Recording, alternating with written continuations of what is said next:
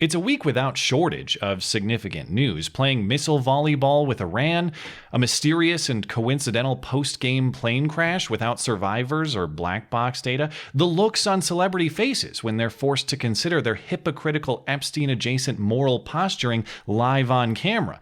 These are all worthy points of discussion, but I was shocked by another piece of news this week that Antifa thugs in Seattle have actually been arrested and charged deservedly as the thugs that they are. Of course, you wouldn't know it from the coverage. Those arrested, according to the headline, have undisclosed political affiliation. All we know is that they were actually provoked by far-right demonstrators having an event downtown on Sunday. Things back to normal in downtown Seattle. In fact, we're seeing buses starting to drive by. They had to shut down routes at one point because the far right, by bringing in these fringe speakers, upset the far left. That led to protests and eventually arrests. The far right upset the far left. By upset, you mean had a constitutionally protected, city-permitted speech event that disturbed the petulant feelings of those who can't handle an idea they don't like without resorting to violence. And by far right, you mean anyone who has questions about taxpayer-funded transgender stripteases to fight homelessness in the city, for example, or just anyone who thinks the U.S. Constitution is generally a good idea. And this demonstration was exactly that. Ooh, it was the scary Washington 3%ers advocating Second Amendment rights. Ooh, Joey Gibson from Patriot Prayer was there. Ooh, and he spoke in support of a state representative allegedly involved in the Bundy family standoff in Oregon in 2015. This event was not extremism. This event was people with opinions exercising their rights and violating nobody else's. Besides, if support for armed protest makes you an extremist, it's very odd this news coverage downplays or ignores the armed extremist protest in response. These aren't members of the so-called far-right group. They're counter-protesters. They're members of the far-left John Brown Gun Club. You know, the same gun club to which the ICE bomber was a member. And they're here to make their presence known to their political opposition with the help of media coverage that pretends they're only armed with bullhorns and drums and hypocritical signs about stopping far-right violence. Far-left violence is absolutely fine, though. You see, it's not actually a principle against violence. It's just a principle against conservative politics. I'll be as fair to this media coverage as I can. Some of it did, in fact, mention the open-carried rifles.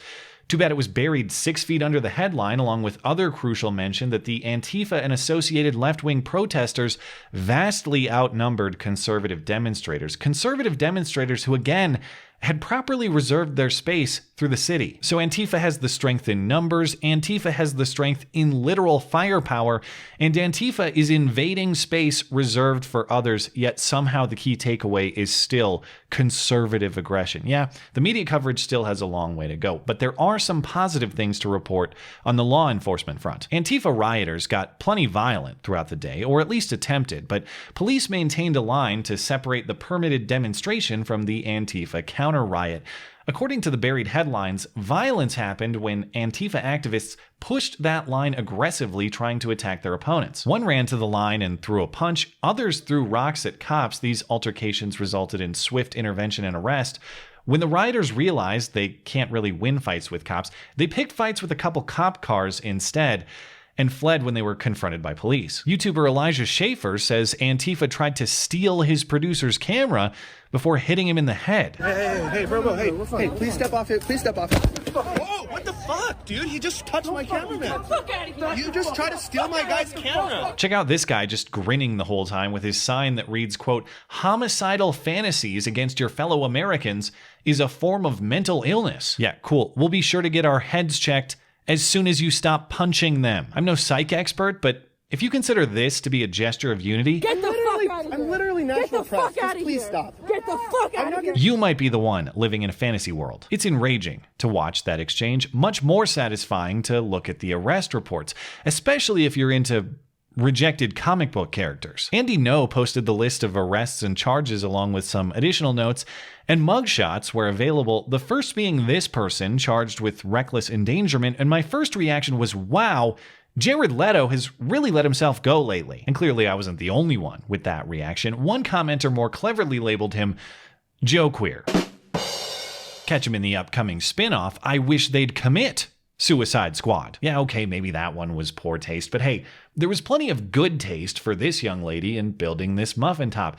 She's the one who tried to punch somebody and was arrested and charged with assault. Police unmasked her and unfortunately unmasked this gut in the process. Unpleasant viewing, but at least we know she had to pick some gravel out of that belly button after being properly dropped to the ground. Unfortunately, or fortunately, if you've had enough of the visuals, I don't see photos of the others, but there were 2 additional arrests on assault, obstruction, and reckless endangerment charges. It looks like the cops didn't get everybody. There are more violent actors on video than there were arrests, but it is refreshing to see the cops at least get the ones that they can. Far better than simply separating out the violent actors and then letting them go on their way, or worse, letting them commit their violence unimpeded. Maybe the city of Seattle is finally starting to get it. Now, if we could just get the media to do the same. In Andy Knows footage, I noticed one brief clip of an Antifa guy getting hostile with that on-scene reporter we heard from earlier. Hey, fuck Patriot Prayer and fuck you too. That's right. Fuck fascism! Yeah. Go back to your Nazi buddies, huh? I can't tell exactly who Antifa guy is talking to. It's either the reporter and his team, or this independent reporter. I'm not exactly sure who this is. But either way, there was no provocation. These guys are just sitting around, having a conversation, and Antifa thugs walk by them with aggressive and hostile remarks. I wish I could ask this reporter, hey, did you upset that Antifa guy? Is that what explains this interaction? You provoked and he responded? Or were you just making your news piece, doing your job, exercising your rights while violating nobody else's, and this jackass got unfairly and unjustifiably aggressive with you? Because if it's the latter, consider the possibility that's all that's going on here. It's not media provocation. It's not right-wing provocation. It's not any provocation at all. It's just a bunch of thugs who want to run your city through violence and intimidation. It looks like the city and the cops have at least started to confront that truth. We all look forward to your reporting when it finally does the same. Thanks as always for listening and for supporting this channel. Always appreciate that thoughtful discussion down below, and especially over on Twitter. That is at ML Christiansen. You're always welcome to coming out and chat in my live streams. Those are linked down in the description. Looking forward to it. Goodbye.